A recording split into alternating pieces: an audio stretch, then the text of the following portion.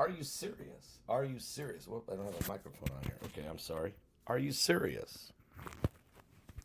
Are you?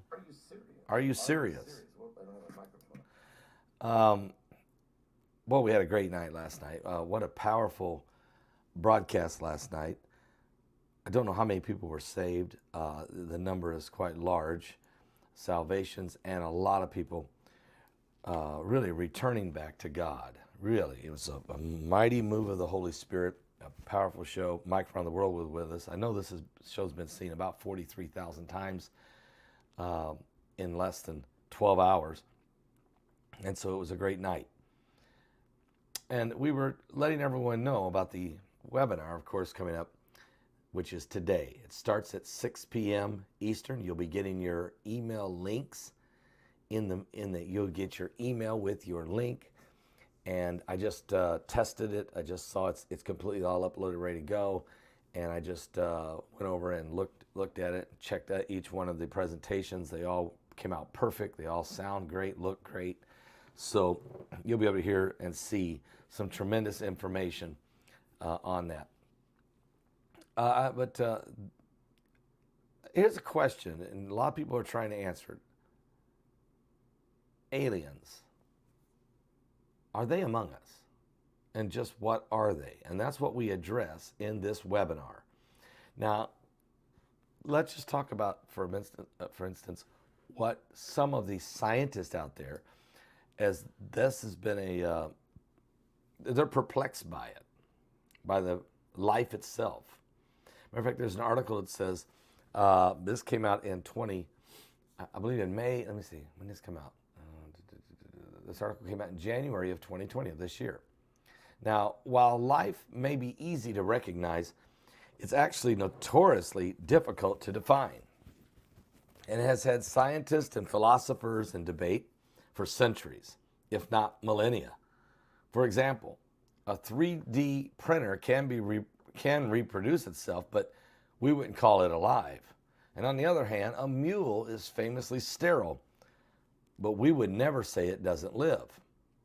As nobody can agree, there are more than 100 definitions of what life is, even an alternative, but an imperfect approach, described self-sustaining chemical systems capable of what they call the Darwin evolution, which works for some peoples maybe, but the lack of definition is a huge problem when it comes to searching for life in space. Not being able to define life other than we'll know it when we see it means we are truly limiting ourselves to a geocentric, possibly even, lack of better words, empathy, ideals of what life looks like. When we think about aliens, we often picture this humanoid creature, but the intelligent life we are searching for doesn't have to be a humanoid. No, it could be spiritual. It could be a fallen angel. Now, Charmin says she believes that aliens exist and that there's no two ways about it. Furthermore, she wonders, will they be like you and me, made up of carbon and nitrogen? Maybe not. It's possible, though, they're here right now. They could be among us. We simply can't see them. Maybe they operate in another dimension, coming in and out like shadows. And if so, are they spirits or do they have a physical body? Such life would exist in a shadow biosphere. By that, I mean a ghost realm, but undiscovered creatures probably with a different biochemistry. This means we can't study or even notice them because they are outside of our comprehension. Assuming it exists, such as a shadow biosphere would probably be microscopic. I call it a matrix. Beyond our realm. Apostle Paul said, I knew a man about 14 years ago, whether he was in the flesh or out of the flesh, whether he was in his body or out of the body. He said, I don't know.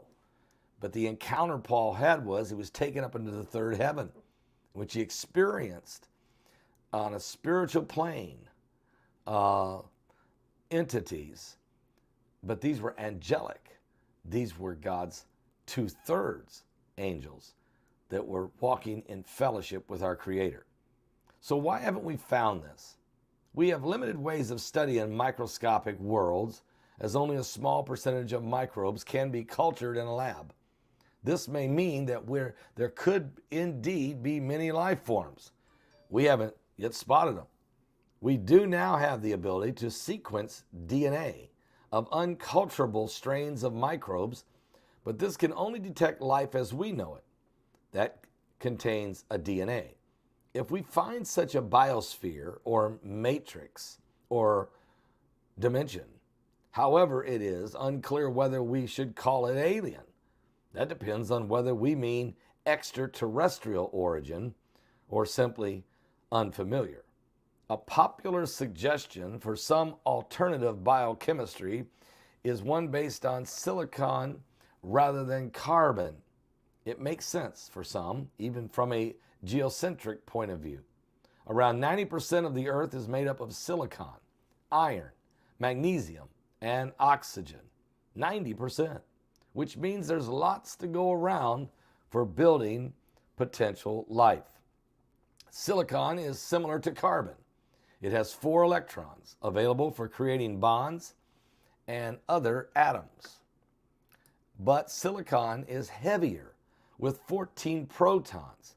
Protons made up the atomic nucleus with neutrons. Compared to the 6 in the carbon nucleus. While carbon can create strong double and triple bonds to form long chains useful for many functions, such as building cell walls, it is much harder for silicon. It struggles to create strong bonds, so long chain molecules are much less stable. What's more common, silicon compounds such as silicon dioxide or silica are generally solid at terrestrial temperatures and insoluble in water. Compare this to highly soluble carbon dioxide, for example, and we see that carbon is more flexible and provides many more molecule possibilities. Life on Earth is functionally different from the bulk composition of the Earth. Another argument against a silicon-based shadow biosphere or dimension is that too much silicon is locked up in rocks. In fact, the chemical composition of life on Earth has an approximate correlation with the chemical composition of the sun, which is 98% of the atoms in biology, consisting of hydrogen, oxygen, and carbon. So if there were viable silicon life forms here, they may have evolved from elsewhere.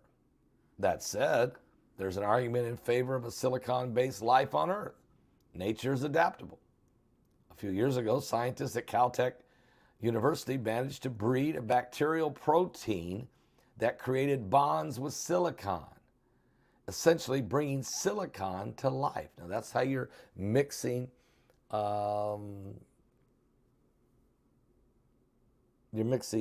molecules of different chemicals to create something new. So even though silicon is inflexible compared with carbon, it could perhaps find ways to assemble into a living organism, potentially including carbon. But my question has always been, who puts it together? The Big Bang Theory. I always say I haven't got a problem with it, but who pulled the trigger? When life must be sparked, the resurrection from the dead, what we call, Heidi calls it the resurrection formula, requires a jolt of high energy.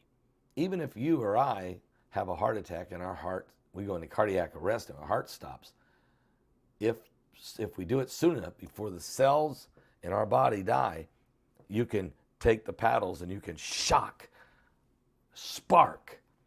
the heart back into beating and back into life. Apparently, that's what happened at conception.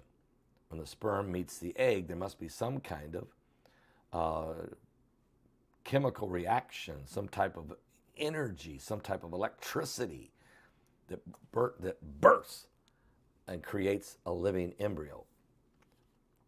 God's got a perfect plan, and he understands life better than all of us. He's the creator of life. But regardless of the belief that you may hold about many that life exists maybe elsewhere in the universe, we have no evidence of that, only through faith. So it is important to consider all life as precious, no matter its size, its quantity, or location. The earth supports the only known life in the universe so far, but that could change. So no matter what, as far as in this dimension that we are in, so no matter what form life itself is, or elsewhere in the solar system or universe may take, we have to make sure we protect life. We protect our soul.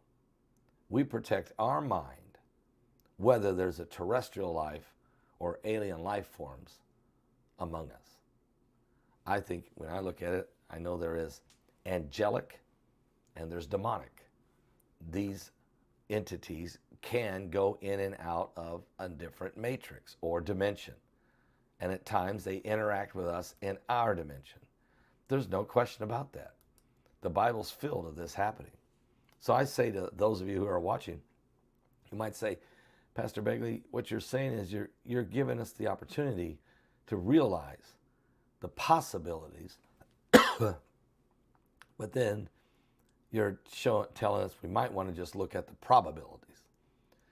And the probabilities are that God's word that told us how life began in Genesis chapter 1 might still be the building blocks to life in the entire universe. For God created the heavens and the earth. God looked upon his creation, stars, planets, atmosphere, water, earth. He saw that it was good. And then he made these plants and these trees to grow from the life he created. He brought light into a dark world and then made man out of the dust of the ground. You can look at it from a scientific standpoint for maybe unbelievers who say that it was all part of evolution. Or that the whole universe itself, with every planet and solar system, star, comet, everything that's moving around, had to have come from some type of massive explosion, some big bang. Okay. A spark. Okay. But who pulled the trigger? Who pulled the trigger? That's the question we all need to know. Here's my granddaughter, Lexi Begley.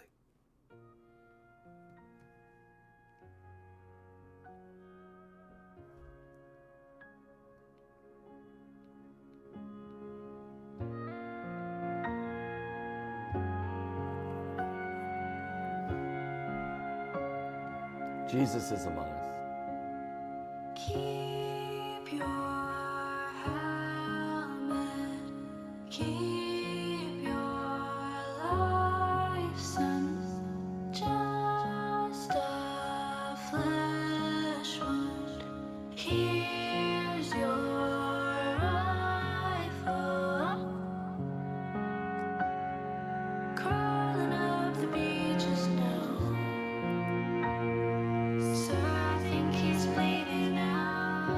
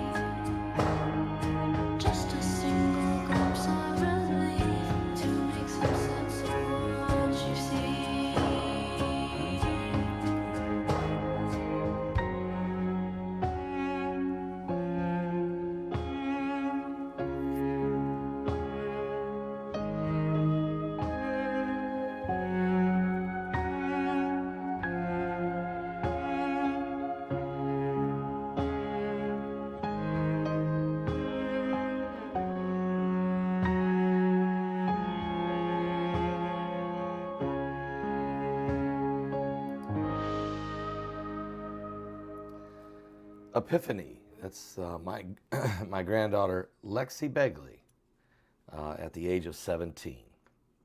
Well, you can get that song as well as others right here on this brand new CD, Harmonize and Prophesy. It's available at my website right now. If you get it, it's a brand new music CD, Harmonize and Prophesy, and that's one of the songs on the CD. It's very relaxing, very, very powerful. It's thanking those that stormed the beaches of Normandy and those who stormed into the pandemic. Either one, not knowing what the end result would be and willing to sacrifice their lives. Thank you to the doctors and nurses. And thank you to the soldiers, all of which took bravery. And for many, they received an epiphany. Aren't you glad God's grace is sufficient? If you haven't got your ticket, oh, somebody goes, got my ticket, let's go. All right, Mary, that's great. The webinar begins at 6 p.m. tonight, 6 p.m. tonight. Go right now to my website, get your ticket right now. Go get your ticket, and then at 6 p.m. Eastern, you'll get an email with your link. And all you do is click on that link, and it takes you right there. There it is, and there's all the speakers, and you're in. You don't have to do anything fancy, you don't have to do anything hard, none of that stuff. We got rid of all that kind of system. We went and set it up to the easiest way possible. And I just checked it out. It's ready to load. It's ready to go. And there's 9 presentations, and they're phenomenal. The information is just the best ever. As you begin to watch them, you begin to get information coming to you and to help you, inspiration as well, that God is on our side. Are they among us? Yeah. Give your life to Jesus Christ. It's almost over. 6 p.m. Get your tickets now. Get your tickets now. I'll be back later with some more information. Get your tickets right now. Go to my website at paulbegleyprophecy.com. That's paulbegleyprophecy.com. And be ready for tonight's webinar starting at 6 p.m. Eastern, Aliens and Fallen Angels. God bless all of you. Can you go back and re-listen? Yes, it's on demand. You can re-listen to for a year. You can re-listen to the same speaker 100 times a day if you wanted to, if you could. You can listen to them in any order you want. I'd start with the first one, though. I will say that. Then you can skip around. But certainly, listen to that first one, where Heidi interviews Geraldine Roscoe, the hybrid mother. God bless all of you. I'll be back. I'll be back.